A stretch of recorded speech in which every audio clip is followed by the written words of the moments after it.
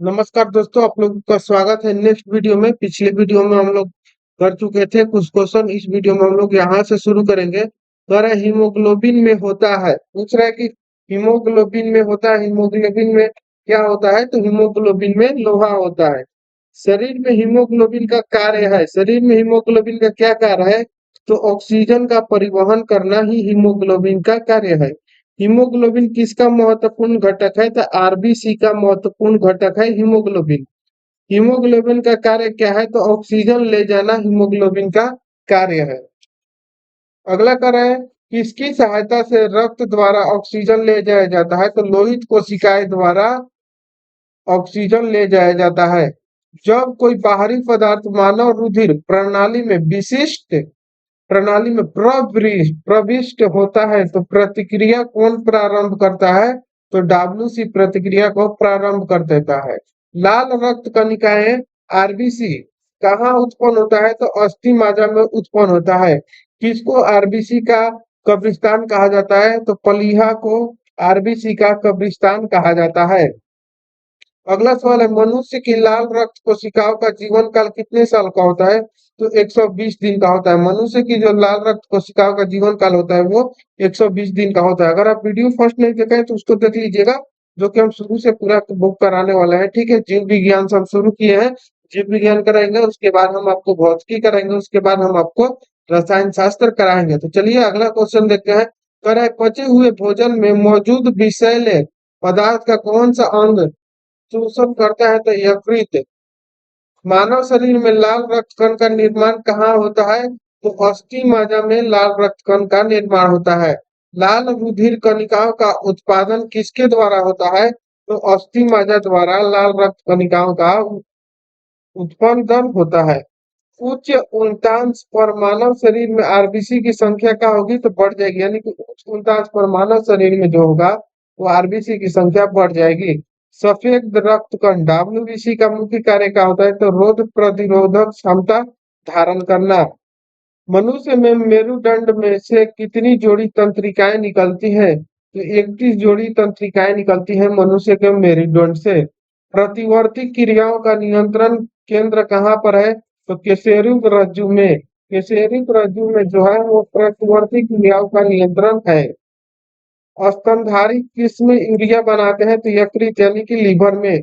मानव शरीर में सबसे छोटी अंतस्रावी ग्रंथि कौन सी है? तो औद्दू ग्रंथि। मूत्र का पीला रंग किसकी मौजूदगी के कारण होता है? तो यूरोक्रोम के कारण जो होता है मूत्र का पीला रंग होता है। गुर्दे का कार्यात्मक यूनिट क्या है? तो नेफ्रॉन। गुर्दे का क्रियात्मक यूनिट क्या है? तो नेफ्रॉन। ये क्वेश्चन आप लोग याद कर लीजिएगा, ठीक है। किसकी कुंसम क्रिया के कारण मानव शरीर में मिक्सिडीमा यानी मिक्सिडेमा होता है? तो ऑर्टूट ग्रंथि के कारण। मानव शरीर के भीतर खून किसकी उपस्थिति के कारण नहीं जमता? तो हेपेरिन के कारण। रुधिर के प्लाज्मा में किसके द्वारा एंटीबॉडी निर्मित होता है? तो लिम्फोसाइट के कारण एंटीबॉडी निर्मित होता है। एंटीजन यानी प्रतिजीन का एक ऐसा पदार्थ है जो प्रतिरक्षी के निर्माण को बढ़ावा देता है। कौन बढ़ावा देता है? एंटीजन। आयोडीन युक्त हार्मोन कौन सा है? तो थायरोक्सिन हार्मोन जो है वो आयोडीन युक्त हार्मोन है। मानव के संयुक्त रक्त कण डब्ल्यूबीसी का व्यास होता है लगभग कितना होगा? 0.007 mm होता है। अपोहन यानी कि डायलिसिस का प्रयोग किस क्रिया को पूरा करने के लिए होता है? तो ब्रिक की क्रिया। संवेदन किसके लिए महत्वपूर्ण है? तो शरीर के तापमान को भी नियंत्रित करने के लिए संवेदन महत्वपूर्ण है, ठीक है। आगे हम और क्वेश्चन देखेंगे, ठीक है।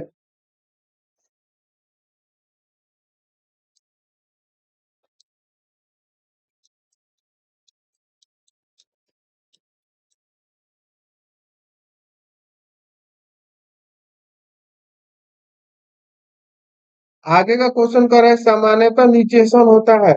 पूछ रहे सामान्यतः निचेसन कहाँ होता है? तो गर्भाशय में होता है। अगला सवाल है, एमिनोसेंटोसिस एक तरीका है जो बताता है भ्रूण के लिंग का। मानव शरीर में रक्तचाप नियंत्रित होता है, अधिवृक्क ग्रंथि से रक्तचाप को नियंत्रित किया जा सकता है। अगला सवाल कर रहा है, जीवन रक्षक हार्मोन किस ग्रंथि से स्रावित होता है? तो एड्रीनल ग्रंथि से स्रावित होता है। मानव शरीर की किस ग्रंथि को मास्टर ग्रंथि कहा जाता है? पीयूष ग्रंथि यानी पिट्यूटरी ग्रंथि, पीयूष ग्रंथि को ही क्या कहा जाता है? मानव मास्टर ग्रंथि। मनुष्य के शरीर की सबसे छोटी ग्रंथि कौन सी है? तो पिट्यूटरी ग्रंथि है। गर्भाशय में शिशु के विकास को जानकारी हेतु किसका प्रयोग किया जाता है? तो अल्ट्रासाउंड का प्रयोग करके गर्भाशय में शिशु के विकास की जानकारी प्राप्त किया जा सकता है। भ्रूण के विकास के लिए किस अंग के द्वारा खाद्य पदार्थ की पूर्ति की जा सकती है? तो बीजांड द्वारा।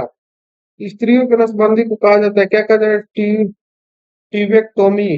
गाय और भैंस के थक्कों में दूध उतारने के लिए किस हार्मोन की सुई लगाई जाती है? तो ऑक्सीटोसिन नामक सुई लगाई जाती है। थायराइड ग्रंथि में थायरोक्सिन स्रावित करने के लिए उत्तेजित करने वाला अंतःस्राव हार्मोन कौन सा है? तो TSH।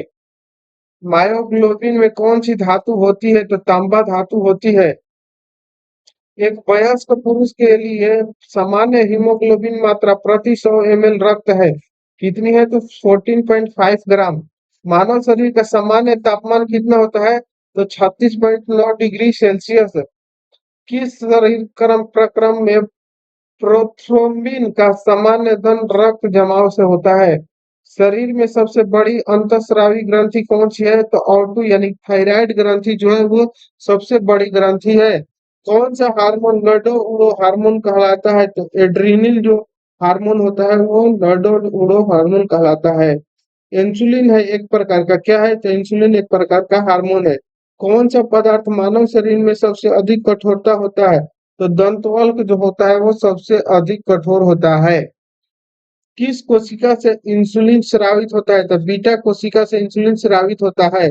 इंसुलिन उत्पादित होता है पेनक्रियाज द्वारा, इंसुलिन उत्पादित होता है।